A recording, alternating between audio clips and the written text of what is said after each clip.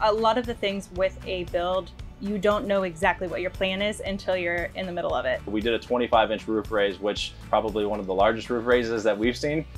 Sure. Yeah, we're gonna go live in a bus. Hi, my name is Naomi and this is Kyle. We are Shutter Speed the Skoolie. So come on in and take a look.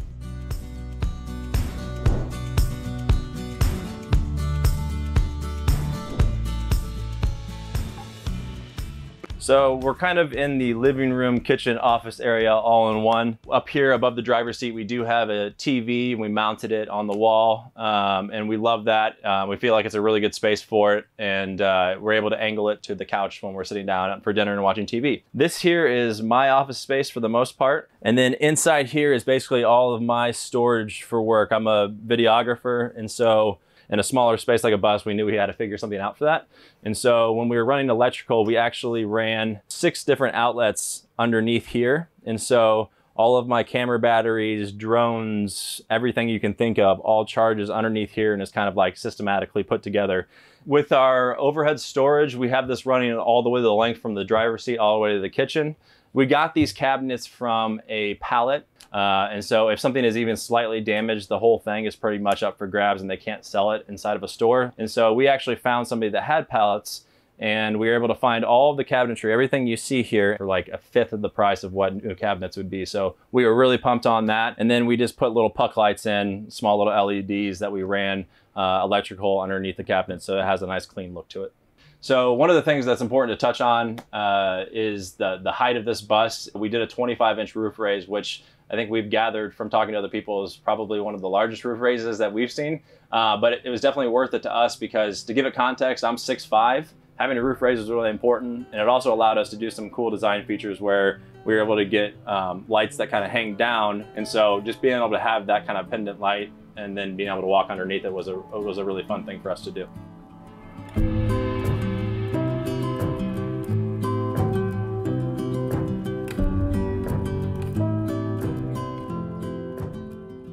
Moving in from Kyle's office area and our living space, we're coming into the kitchen. This was our favorite place to design and have something a little bit more unique to us.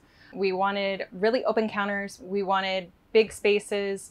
We decided to opt out of having an oven. We just didn't see the necessity of it. We also really enjoy campfire cooking. So if ever we needed that, we could always go outside. So we did do the 2 propane really built into the counter. Our knives are all up here, our silverware drawer, all of our dishes are overhead. So we wanted to keep things out of the way and very simple. We do have our fridge and freezer. This side is our fridge and then again freezer. Everybody has an oops or a mistake when they're doing their build. We had this large butcher block counter and I ended up dropping it and putting 2 huge dents in our brand new fridge and freezer. So I ended up getting these little spice jars, which is really nice to cover up my mistake, but they're also very trendy. I was really big about having a nice farmhouse big sink. This is probably one of my favorite features of the bus. So we did install a max air fan. However, we did mess up and we put our fire and carbon monoxide alarm right next to it. So a lot of the times, even when we're making coffee, that is gonna go off. So we do have to take that down almost every time we make anything on our stove, which in hindsight, we wish we would have done a better job of thinking that one out.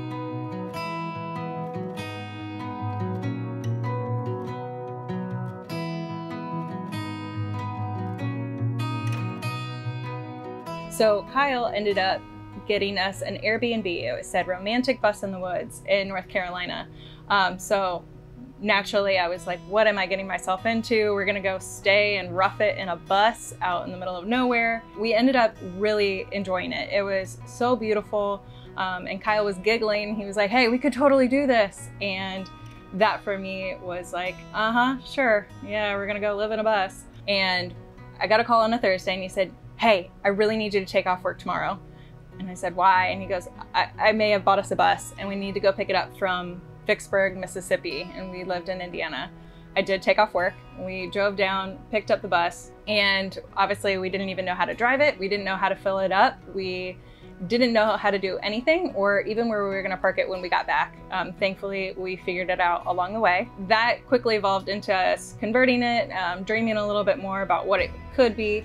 he may have mentioned earlier that he was a wedding videographer. So he was turning over all of these wedding videos and we would pour the money back into the bus. And that's also why the school bus is named Shutter Speed the Skoolie, because the camera is pretty much what paid for the build. And so we just, over the course of 2 years, just, you know, every wedding that I did, you know, 1,000 here, 2,000 there, whatever, every time we got that check, we would just put it into buying a fridge, buying countertops, you know, paying for the electrical or whatever. Yeah.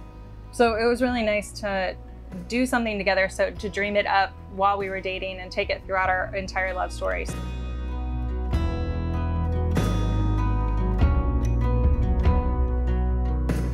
Most of our mechanics and everything that makes this bus operate is either here or it's underneath the floor here that we'll get into in a little bit. On the back of the bus, we had the propane tanks, and then we have copper tubes running all the way through underneath the upstairs of the bus. That way we can get the gas running through here safely.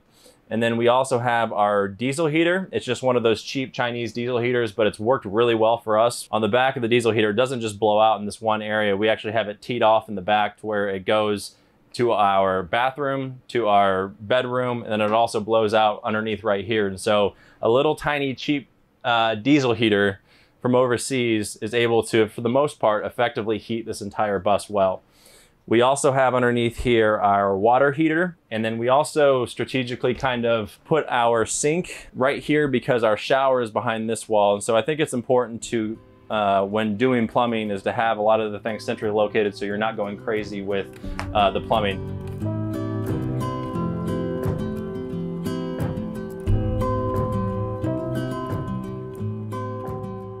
Okay, so what we have over here is basically all of our controls for the bus. We decided to put it on the side here next to the steps just because it is somewhere where nobody usually sits or does anything. Here, everything, I'll just kind of walk through it. This is our fuse box. The left side is for when we are connected to shore power, and then the right side is basically when we're off grid. We have our water heater. Whenever we turn the sink on or turn the shower on, that'll kick on and then show us what the temperature of the water is. This is our diesel heater. This is our water pump. This is our battery monitor. Underneath here, we have our batteries back here. We have two 200 amp hour AGM batteries. I would definitely recommend ponying up and doing lithium just for the sheer fact that you're not gonna have to worry about, one, the weight, and then two, just constantly having to monitor the battery. So we typically try to find places to plug in for long periods of time. We have a 3,000 watt inverter from Renogy. So with all this being said, what we have up on the top of the roof is 8 100 watt panels. Again, it's Renogy. For the most part, we can get by, everything's great, but we do like to be plugged in just for the peace of mind and not having to worry about that stuff.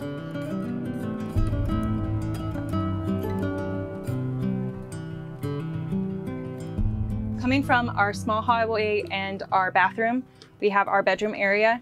We have a queen size bed, and we decided to have it a little bit uplifted because we have all of our storage underneath our bed. That includes our socks and underwear bin and our winter clothing, our hiking gear, the dog food, all of those undesirables that we didn't want to see every single day, we tucked underneath our bed. We decided to put a cabinet up here. I do work in this area. Underneath, I do have a small little desk that I can place on here. So during my day, this is where I am. We decided to have 2 windows straight across from each other for a cross breeze, but it's also really nice to have that ability to not have a cramped space without any view. We do have 1 AC unit up front, but we also have 1 directly over our bed, so that has been a lifesaver. So coming into our restroom and bathroom area, right here we do have an IKEA sink. We wanted to just style it a little different, so we did paint it a nice little orange. I was really big on decorating the space. The lights are 12 volt, so they are made for an RV, which is a very nice feature. And then we Velcroed actually our mirror, and there is a stud behind it, but a lot of people, when they're traveling, their mirror is also an issue and rattling. So that was something that we were able to get up very easy, and we were happy with that. We do have a fairly large shower, but to save space, we found a very nice shower curtain on Amazon, and that holds all of our things inside. Our shower head and everything was made for an RV as well, so we were trying to be a little bit more conscious of our water consumption. We have a Dometic toilet. It has been wonderful. We don't have to worry about smells or anything like that coming from our toilet.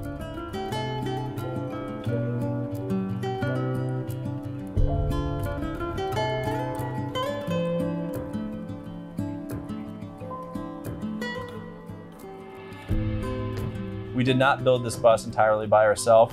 One of the things that I want to preach to people that's really important to me, you know, that helped us a lot, was understanding what you're good at and understanding your limitations. So we were able to do a lot of the things, you know, the cosmetic stuff, the cleaning, the stuff that most people entry level can do. But when it got to the hard things like electrical, plumbing, we didn't want to spend a month, 2 months, 3 months trying to be masters of every single craft that's out there. Instead of spending my weekends trying to learn how to install electrical, what I did was I just got more gigs. And I just worked my butt off in that regard, and then I paid somebody that can get it right and get it done the first time. A lot of the things with a build, you don't know exactly what your plan is until you're in the middle of it. So there's just a lot of chaos, and it was really hard for us to stay so positive when you're in the middle of your build, because things were just so daunting, and everything was just so difficult. But we're also very thankful that we had that time and all of those difficulties, because it improved our communication. Oh yeah. It improved, you know, it improved so many things in our life and where we were at the time as well. So our greatest challenges were actually our greatest blessings in disguise. And we're very thankful that we got through such a challenging build process, because it makes this journey a little bit more enjoyable on the back end. So now we get to reap the benefits. Totally.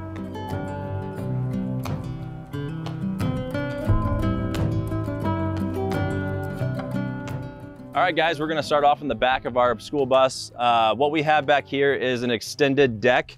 What we did was we just took the bumper and extended it out and welded in supports.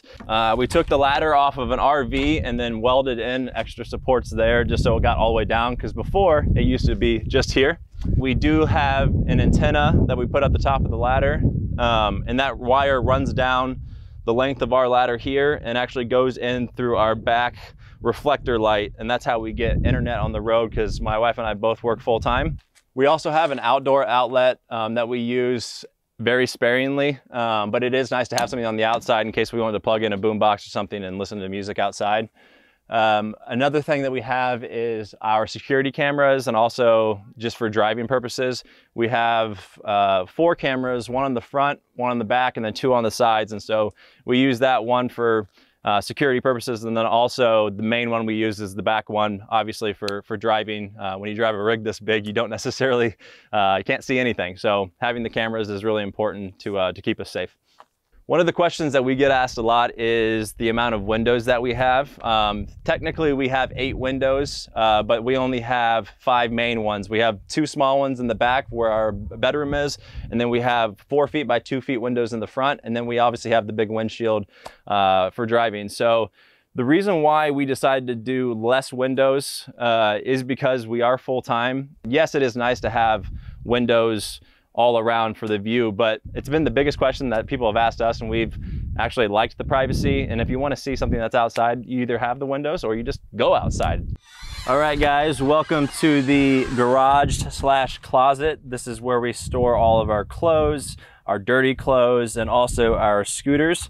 We just have a cork board back here that we do a lot of, kind of like what you see in a garage, and we hang a lot of hooks on here so we can hang stuff. And so what we did for a closet is, we're, again, super minimalistic, don't have a lot of clothes, don't need that sort of thing. So what we did is we got these cool clothesline hangers that we basically just roll up all of our clothes, and this is basically my entire wardrobe, and then Naomi's entire wardrobe. And then all of our winter stuff and things like that are tucked under, and we just kind of rotate out through the seasons. This is where we put all of our dirty clothes. This is just extra coats, and there's some storage over there. And then I have my toolbox, my foldable ladder for when I need to work on the bus or something. And then our scooters are high boy scooters.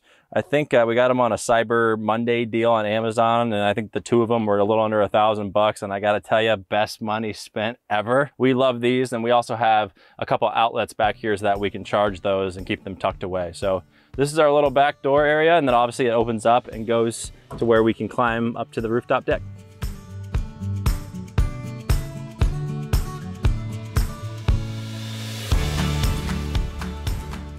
You always hear the older couples that saying, I wish I would have seen the country, I wish I would have RV'd before I got too old, or whatever it may be. And so we had the opportunity, and actually COVID was the best proof of concept for our employers. You know, we worked from the road full time, and we didn't have to switch careers. We went to our employers and just said, you know, we haven't been in the office for a year and a half anyway. You know, what do you think about this? And so I encourage people that have jobs that are kind of transitioning to the work from home space, like this lifestyle actually may be more possible than you think it is. You know, you just have to ask. And so when we got that blessing from our companies and we realized that this was actually going to be a thing, we decided to, yeah, let's do a year where it's just us and our dog, and we can go explore this country and have a lot of fun.